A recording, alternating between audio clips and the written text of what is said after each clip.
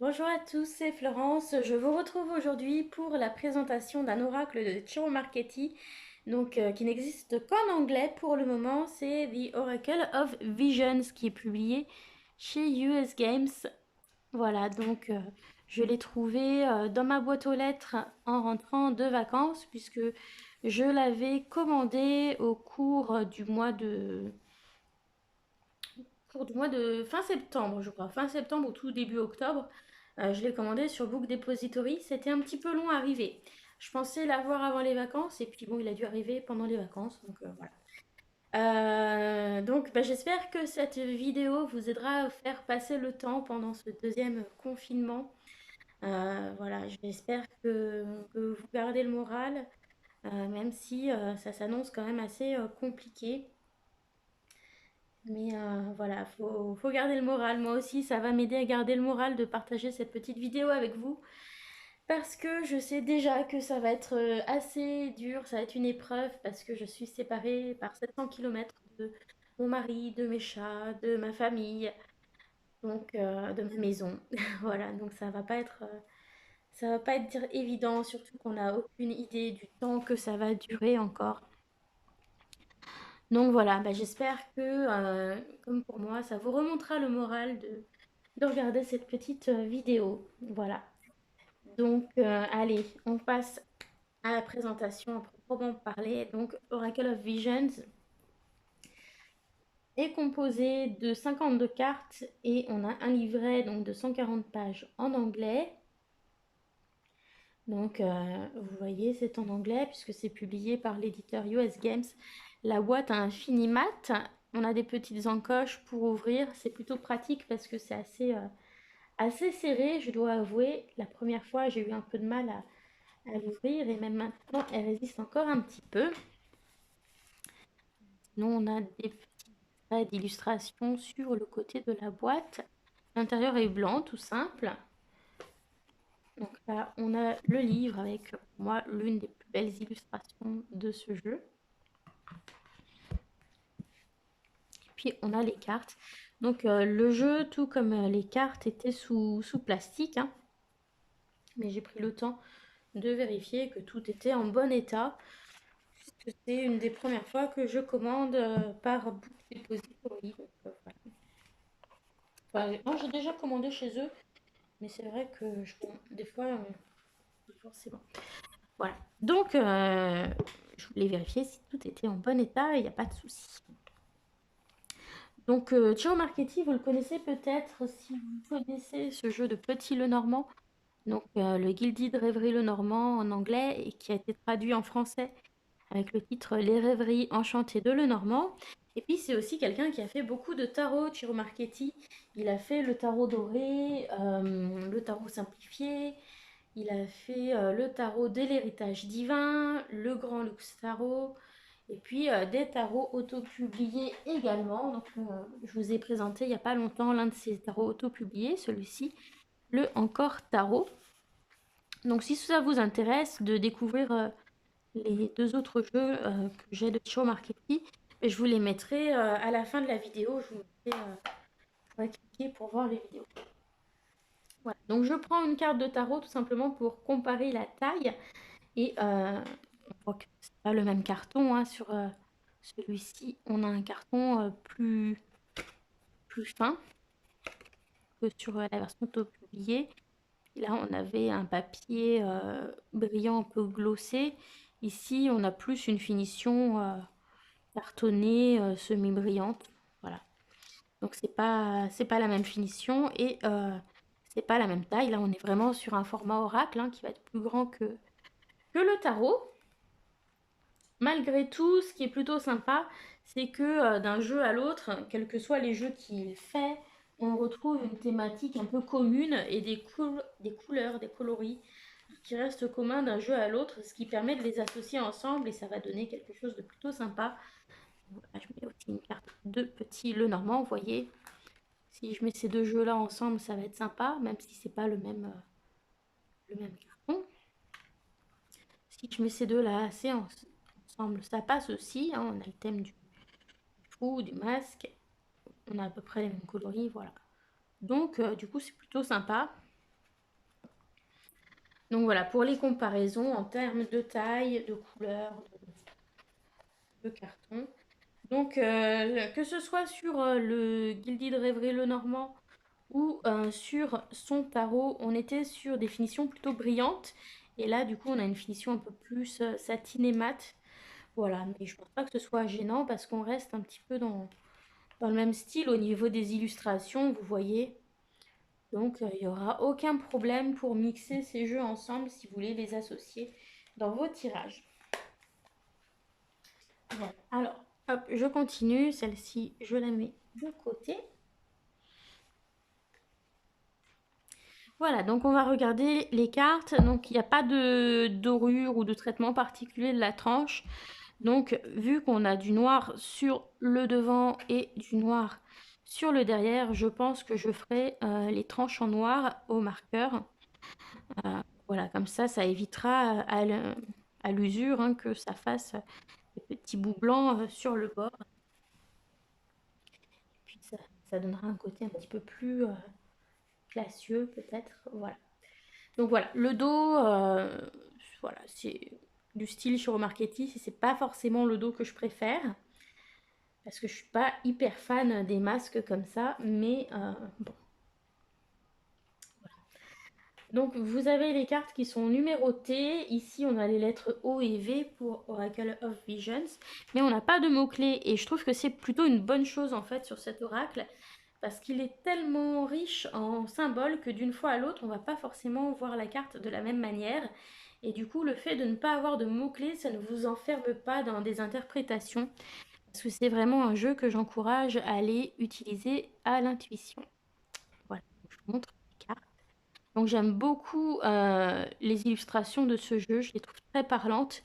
Et justement, je trouve qu'il y a suffisamment de choses pour qu'on puisse les utiliser de manière différente. D'ailleurs, chaque carte comporte à la fois un côté ombre et un côté lumière. Et en fonction de ce qu'on y verra. Du coup, il n'est pas nécessaire de tirer les cartes endroit envers avec ce jeu. C'est simplement ce que vous en percevrez qui sera peut-être une fois plus lumineux et une autre fois peut-être plus sombre. Voilà, et ce qui est marrant, c'est que j'ai regardé du coup les mots clés hein, qui sont dans le livret, mais j'ai pas forcément toujours le même ressenti par rapport aux cartes. Donc ça, c'est intéressant aussi parce que c'est un jeu où vous allez pouvoir écouter vos ressentis.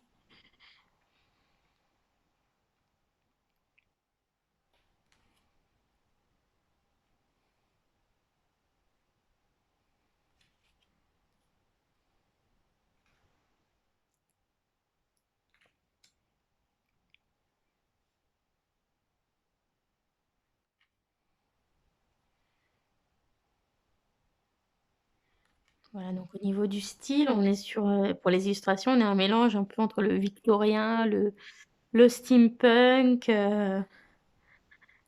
bon, voilà, l'univers fantastique aussi. Enfin voilà, je trouve ça assez sympa parce que on peut imaginer beaucoup de choses.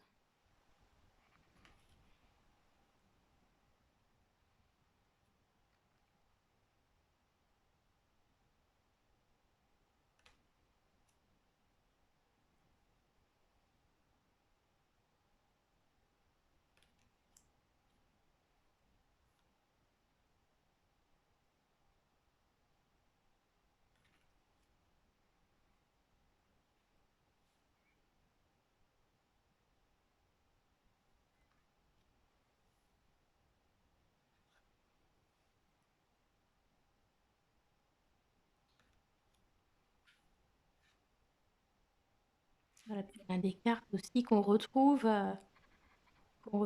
dedans. Vous voyez, ici, on a plein de petites miniatures qui sont là dans-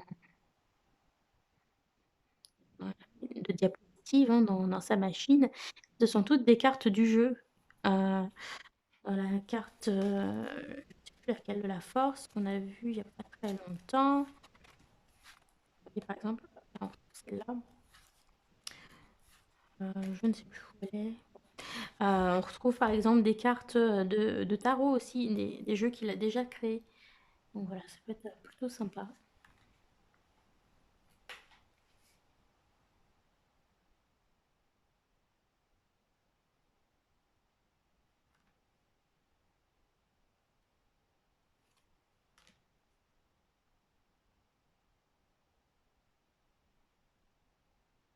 On a plein de choses. Ici, on a l'idée de saison, on a l'idée de productivité avec les abeilles, on a une clé, un cadenas, on a deux livres, on a le miroir, on a le masque, la porte. Enfin voilà, il y a plein de choses dans chaque carte. Et voilà, du coup, chacun va peut-être les voir des choses différentes dedans.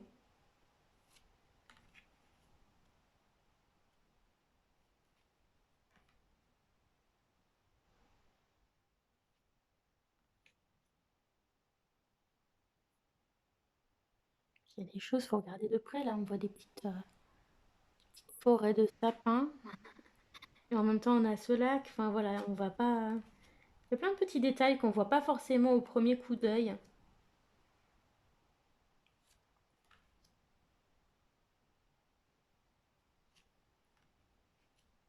Là aussi, vous voyez, on retrouve des personnages qui sont dans le jeu.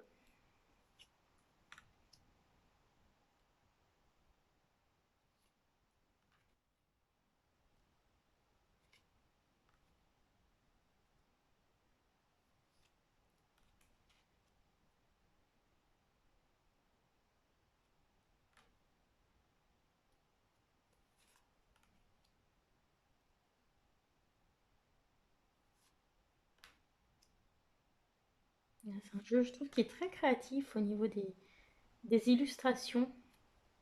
C'est vraiment très riche et je pense que c'est vraiment la force de ce jeu.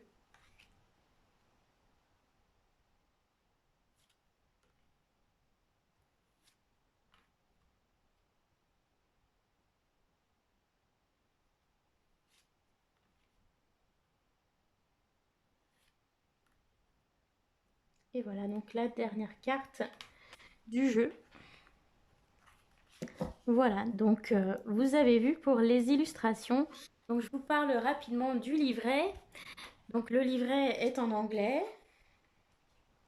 Donc ça commence avec une introduction où il explique qu'après avoir créé plusieurs tarots, il se sentait un petit peu enfermé par les archétypes du tarot. Il y avait d'autres choses qu'il avait envie d'exploiter, de créer, d'illustrer, et finalement il n'y arrivait pas à travers le tarot. Donc c'est pour ça qu'il a créé cet oracle.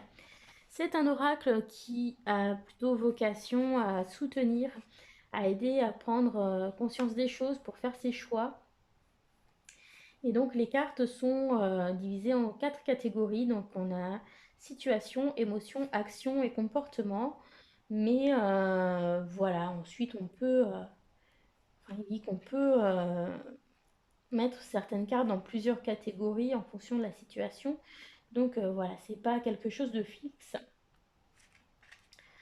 Voilà, il explique aussi que ces images sont suffisamment riches en détails, comme je vous l'ai dit, pour pouvoir les percevoir de manière différente et notamment percevoir à la fois des côtés positifs et des côtés négatifs. Donc voilà, ça fait du coup qu'on n'a pas besoin d'utiliser endroit en vert avec ce jeu. Ensuite, donc, on a les significations des cartes. Donc, on va avoir une miniature en noir et blanc, le titre de la carte. Donc, il ne sera pas forcément ce que j'avais associé à la carte au premier abord. Donc, c'est intéressant aussi. On a une citation qui va un peu résumer l'essence de la carte. Et puis, on a un message un petit peu plus étendu. Voilà, donc ça dépend un petit peu des cartes, hein. On a des choses plus ou moins longues. Et puis, ce qui est sympa à la fin, c'est qu'il vous explique hein, voilà, de quelle manière on peut voir ces cartes différemment. Donc, par exemple, cette toute première carte du jeu ici, eh bien, il montre comment elle peut être interprétée par deux personnes différentes qui vont se focaliser sur des choses différentes dans la carte. Donc là, on a la première interprétation. Puis là, on a la deuxième. Voilà, et puis ici, donc, c'est pas vraiment un tirage, c'est plutôt une combinaison de cartes, si on voulait les lire un petit peu comme une histoire. Et donc, voilà, il explique comment on pourrait lire cette succession de cartes et je trouve ça plutôt sympa, voilà, de montrer comment il fonctionne. Et puis là, on a des informations un petit peu sur le projet. Voilà, voilà, pour le livret. Donc, ce que je vous propose, eh bien, c'est que on prenne, on prenne le jeu, qu'on mélange et qu'on essaie de piocher quelques cartes pour voir un petit peu peut-être quel message on pourrait recevoir pour nous conseiller, pour nous guider peut-être en ce second confinement pour ceux qui sont en France. Voilà. Voilà. Devons-nous réfléchir quel message on pourrait recevoir de ce jeu? Donc, c'est un jeu qui se mélange bien, les cartes ne collent pas entre elles, elles sont même plutôt glissantes. Je suis désolée, je crois que je vous fais bouger un petit peu, mais le support du téléphone qui est juste devant moi, entre moi et mes mains, donc des fois ça m'arrive de le faire bouger un petit peu accidentellement. Voilà, donc on va essayer de prendre 3 cartes pour avoir un message. Donc peut-être que ça ne vous parlera pas du tout de la même façon qu'à moi, hein. Et puis on regardera pas la description complète, mais on regardera quels sont les mots-clés que lui associe aux cartes et les petites citations qui vont avec. Hop.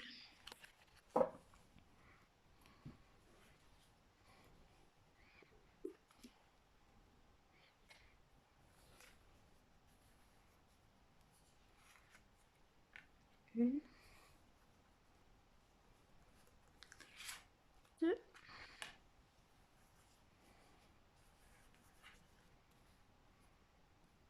et trois.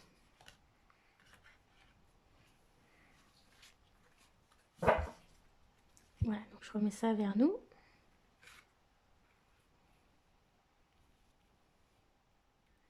Donc,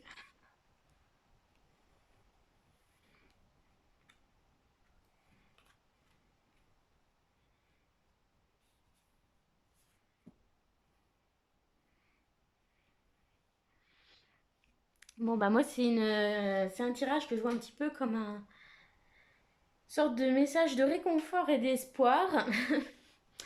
Déjà avec cette carte lumineuse, avec cette colombe, moi j'y vois l'idée que peut-être on veille sur nous de là-haut, on est protégé, il faut continuer d'avoir l'espoir aussi. Il faut continuer à se raccrocher à ce qu'il peut y avoir de beau et de lumineux et pas voilà, se laisser entraîner dans l'ombre. Cette carte-là, avec cette horloge, me laisse penser que voilà, ça va venir éprouver notre patience. Il va y avoir un sentiment d'attente. Voilà, le temps hein, est un facteur qui sera important. Et donc, voilà, il va falloir trouver le moyen de patienter. Mais on a l'assurance que on pourra sortir un jour de cette situation. On pourra se libérer à nouveau. Voilà, et peut-être que justement, c'est peut-être une période qui nous permettra de nous sentir plus libres après et peut-être d'oser franchir certaines barrières qui nous retenaient, qui nous conviennent peut-être plus aujourd'hui. Voilà, donc voilà, je trouve que c'est assez intéressant. C'est plutôt un beau message d'espoir tel que je le perçois. Et donc, on va regarder un petit peu quels étaient les mots-clés associés hein, dans le livret. Donc, on avait la carte 39.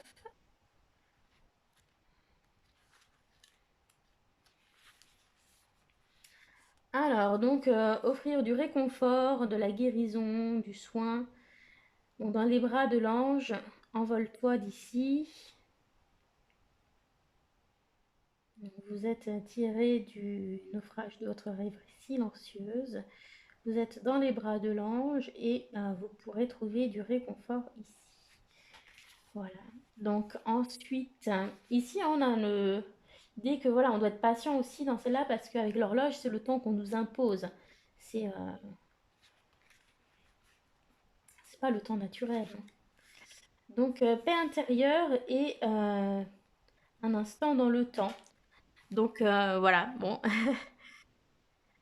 Donc on vous dit, l'horloge sonne, 1, 2, 3, 4, 5, 6. Assez, assez, chère montre.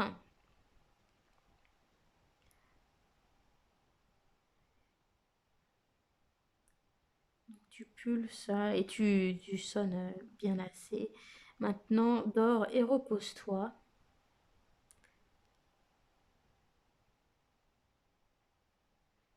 Il faudrait que tu prennes le temps d'en faire autant. Je ne te remontrerai plus. Voilà, donc prendre le temps aussi, hein, apprendre à patienter, à gérer le temps peut-être différemment. Et puis la carte 34, voilà, qui nous parle de se libérer, de poursuivre ses rêves. Donc le cheval est la projection des rêves des gens qu'ils ont à propos d'eux-mêmes. Fort, puissant et magnifique. Et il a la capacité de nous permettre de nous échapper de notre existence dans le monde, enfin dans le monde dans lequel, le monde pratique, hein, le monde dans lequel nous sommes. Voilà. Donc, j'espère que cette présentation de ce jeu vous a plu. J'espère que vous avez passé un bon moment, que ça vous aura fait passer le temps aussi. Et puis, j'espère pouvoir vous remettre un petit peu de contenu de temps en temps. Voilà, mais j'ai toujours mon problème de connexion ultra lente. Donc, voilà. Je vous fais plein de gros bisous. Gardez le moral, gardez le courage aussi. Parce que je me doute bien que nous sommes nombreux à redouter ce deuxième confinement. Donc voilà, je suis de tout cœur avec vous. Je vous envoie plein de lumière, plein de bisous et je vous dis à bientôt. Bisous, bye bye.